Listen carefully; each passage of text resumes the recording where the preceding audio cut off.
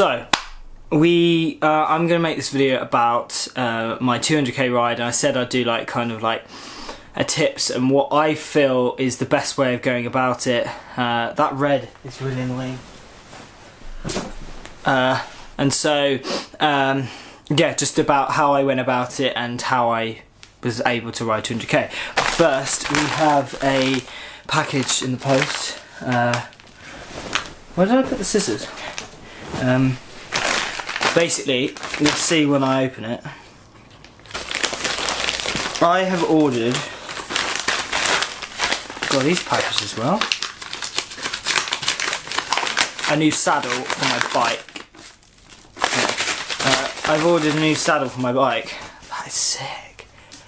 And you might be wondering why there's a hole in the middle of the saddle. So basically, this means that these sides, these two bits of the saddle, so these sides, then sit on the sit bones of your body, rather than in between, where it become quite uncomfortable and reduce the blood flow, so you get numbness. Yeah.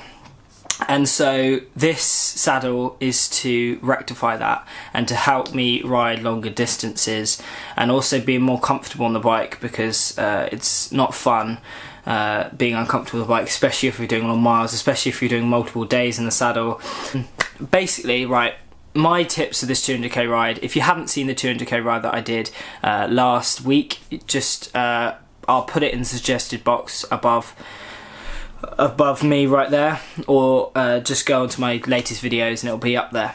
So basically, I rode 200k in preparation for my Everest challenge, which I'm going to be doing in Easter, and this ride was to test out the distance, and also I wanted to get the miles in, get the legs ready to be able to ride that distance, and also because I wanted to get the feeding right, because I needed to make sure that what I should eat and what I should drink.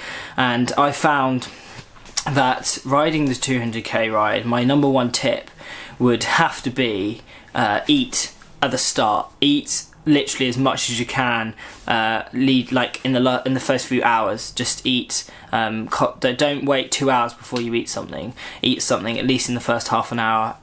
I ate a naked bar, or a 9 bar, or just an energy bar every half an hour. That's what my plan was, to eat every half an hour, so I didn't go hungry. And because you don't want to be eating for the moment, you want to be eating for the next 20 miles and plus. You want to be eating for the rest of your ride, not the moment. So always eat before you're hungry and drink before you're thirsty.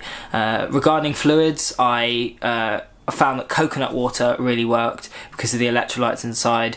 I filled my bottles up with coconut water. Well, one of my bottles was filled with coconut water and the other one was filled with half orange juice, half water, and so that gave me sugar, and that was really nice. But having the coconut water, I found it is also better than water. Water can be quite plain, and especially doing 200k ride, you want something more interesting than just water.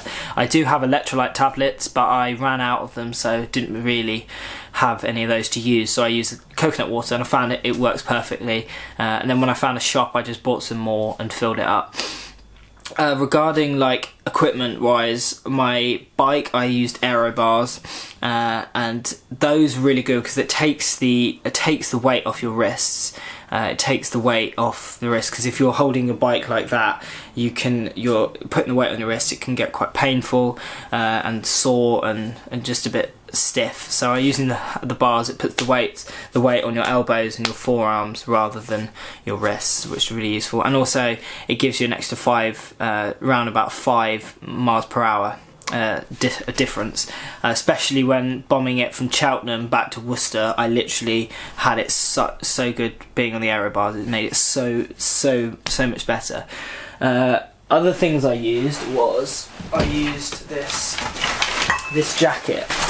It's a running jacket which I could store loads of food in, like all the way in. I could store money, spare camera, all that, and then I could store energy bars that I was using currently in there. And then when that was depleted, I would go in there and fill it up there.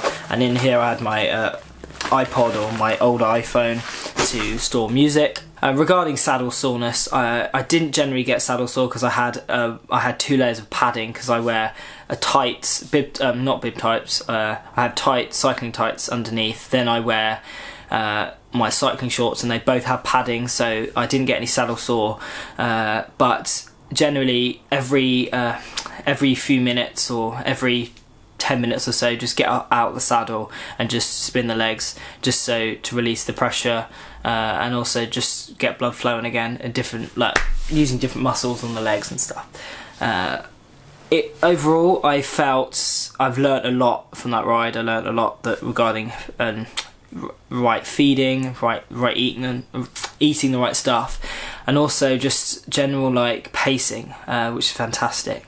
I'm really happy with that ride. It's really got me energized for cycling again, and really I'm so looking forward to the Everesting. I just cannot wait to I want to do it now. I want to do it this weekend, but I know I've got to do more training on the hill, especially. I'm going to do that this weekend. The only problem is my bike is currently unindexed. I can't reach my 34 cassette on the back, which is really useful for steeper climbs. So I need to, and the one down from that is 30 cassette, so I really need to get that sorted so I can climb a lot easier and spin the legs. Thanks for watching, and I will see you in the next video. See you later. Bye. Oh god, that's a long way to read.